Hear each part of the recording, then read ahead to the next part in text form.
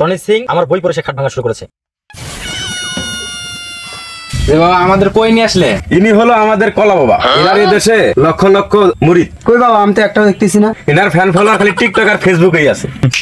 ইনি হচ্ছেন আমাদের কলা বাবা। এই বাবা এখানে বসে থেকে 12 বছর যাবত তপস্যা করে একটা বই লিখেছেন। কি বই সেটা? বইয়ের নাম কি? খাট ভাঙার গর্জন। আয়।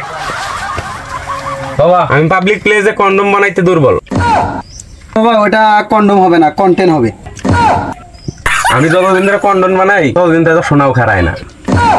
হে বৎস, আমি দীর্ঘদিন সাধনা করে এই কলা বাগানে একটি বই লিখেছি। এই বইটি যদি তুই নিয়ে যাস কন্ডম ফুল ক্লিয়ার হবে, কোথাও সমস্যা থাকবে না।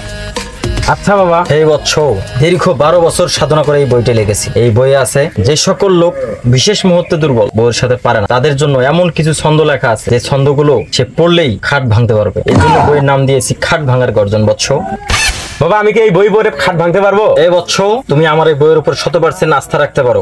জনি সিং আমার বই পড়ে সে খাট ভাঙা শুরু করেছে, সে আজ সফল। আমি কথা দিয়ে কথা রেখেছি, তুমি আসনি তো ফিরে। খাট ভাঙার গল্প লিখেছি সারাটি জীবন ধরে। আমি অন্ধকারে মোমবাতি জ্বালিয়েছি, তবুও পাইনি সন্তানের খোঁজ। সন্তানের আশায় থাকতে থাকতে বউ হয়ে গেল নিখোঁজ। খাট ভাঙার গর্জন, পৃষ্ঠা নাম্বার টপাটপ।